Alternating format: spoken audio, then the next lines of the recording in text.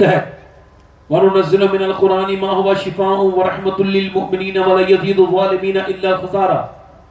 اس کے تحت فرماتے ہیں کہ اس کا مطلب یہ نہیں ہے کہ یہ صرف بدن کی بلکہ روح کی بیماریوں کی بھی سارا علاج ہے قرآن کے اندر. اب ذرا غور کرو، ایک شخص مکے میں چل رہا ہے، اس کے ہاتھ میں تلوار ہے اور کہہ رہا ہے وہ شخص میں نے اسلام کو ختم کر دینا ہے، پیغمبر اسلام کو قتل کر دینا ہے. اس سے کسی نے روکا اور کہا کہاں جا رہے ہو بھائی؟ کہنے لگا میں اسلام کو ختم کرنے جا رہا ہوں. کہنے لگا اسلام کو بعد میں ختم کرنا، پہلے اپنے گھر میں جا کے چیک کرو. کہا کیا مطلب؟ کہا تمہاری بہن مسلمان ہو گئی. مطلب کیا؟ مطلب یہ جو قرآن جو اسلام کو مٹانا چاہتا ہے، اسلام اسی کے گھر میں گھس جاتا ہے. بولو تو صحیح ہے. ابو جہل نے مٹانا چاہا، اس کے گھر میں گھس گیا. جو سے تو بولو یار. یزید مٹانا چاہتا تھا، اس کے بیٹے کے دل میں گھس گیا. اسلام ایک ایسی چیز ہے جسے مٹانے والوں کے گھروں میں یہ، اور ان کے نام بھی یاد رکھنا، یہ جو مٹانا چاہ رہے ہیں ان کے گھر میں بھی اسلام جائے. اسلام کو کسی دنیا والے کا مدد تھوڑی ہے، اللہ کا مذہب ہے. اس کا رسول نے اس دنیا کو پریزنٹ کیا. نہ کل مٹا تھا، نہ ہاتھ مٹا ہے، نہ کبھی مٹانے والے مٹ گئے. یاد رکھو کبھی ہوائیں تیز چلنے لگے تو اطمینان رکھنا، ہواؤں کا ایک حد ہوتی ہے، وہ ہوائیں رکتی ہیں. اپنے دلوں کو ٹھوڑا مت کرنا. یزید کا جب ظلم آیا تھا تو لوگوں نے سمجھا تھا یہ حسین کو قتل کر دیے، اب اسلام ختم ہو جائے گا. مگر حسین کے سر نے نیزے پہ چڑھ کے کہا تھا میرے نانا کے امتیوں، میں تو دیکھو شہید ہو گیا مگر اسلام کو میں نے بچا لیا ہے، اسلام نہیں مٹا. نعرہ تکبیر، نعرہ رسالت، فیضان شہید. اسلام مٹا، اسلام مٹے گا. آپ لوگ بول نہیں رہے، ہلکا سا بولو ذرا زور سے سبحان اللہ. اچھے لوگ ہو آپ، اچھے لوگ بول کے سنتے ہیں، زور سے بولیں. انشاءاللہ اسلام کبھی مٹے گا. اس نے کہا کیا ہوا؟ کہتے ہمارے گھر میں گھس گیا.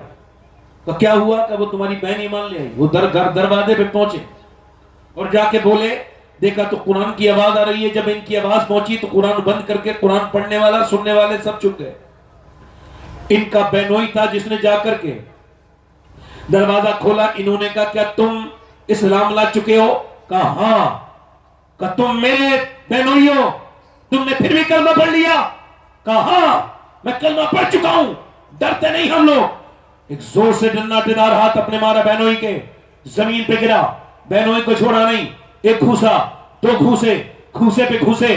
بہنوئی کو اپنے مارتے رہے. حضرت سیدنا عمر فاروق اعظم رضی اللہ تعالیٰ عنہ کا واقعہ ہے. عمر اپنے بہنوئی کو مار رہے ہیں اور عمر کو اپنا بہنوئی دیکھتے ہیں، منہ پہ خون نکل رہا ہے، منہ پورا پھٹ گیا، خون نیچے کو گرنے لگا. بہنوئی نے عمر کو دیکھا اور عمر نے جب اور زیادہ مارا. بہن آگے بڑھ کے بولی کہ میں تیری سگی بہن نہیں ہوں، کیا مجھے بیوہ کرے گا؟ تجھ کو شرم نہیں آتی اپنے بہنوئی کو مارتا ہے؟ بہنوئی کو چھوڑا، زناٹے دار ہاتھ منہ پہ مارا بہن کے. ایک ہاتھ مارا ہے، منہ پھٹ گیا. دوسرا مارا، مارتے مارتے بہن زمین پہ گر گئی. اس نے روکا نہیں ہاتھ حضرت عمر نے. اتنے گھوسے مارے، اتنے منہ پہ ہاتھ مارے کہ بہن بالکل بے ہوشی کی حالت میں، آنکھیں اس کی بند ہونے لگی، گر گئی بہن. مگر پھر عمر نے اپنی بہن کی طرف دیکھا اور دیکھ کے کہا بول اسلام چھوڑے گی؟ بہن بالکل بے ہوشی کی حالت میں تھی، مگر جب اتنا سنا تو اٹھ کے کھڑی ہو گئی اور بولی سن عمر، شیرنی کی طرح بولی سن عمر، تو جس خطاب کا بیٹا ہے میں اس خطاب کی بیٹی ہوں. تو نے جس ماں کا دودھ پیا ہے میں نے بھی اسی ماں کا دودھ پیا ہے. میں جان تو دے سکتی ہوں مگر اپنا ایمان نہیں دے سکتی. سبحان اللہ. عمر بولے یہ تجھے جرأت کہاں سے آئی؟ کہ قرآن پڑھنے سے. کہ میرے سامنے تو بولتی نہیں تھی، آج بڑی زبان چلاتی ہے، کس وجہ سے؟ کہ قرآن کی وجہ سے. کہ اللہ وہ قرآن مجھے بھی دے دے.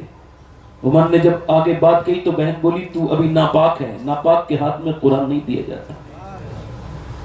عمر نے اپنی بہن سے کہا ٹھیک ہے مجھے پاک کر. تو بہن نے جب عمر کے پانی ڈالنا شروع کیا تو رونے لگی اور کہنے لگی مالک میرا سگا بھائی ہے، اگر ایمان نہیں لایا تو جہنم میں جائے گا.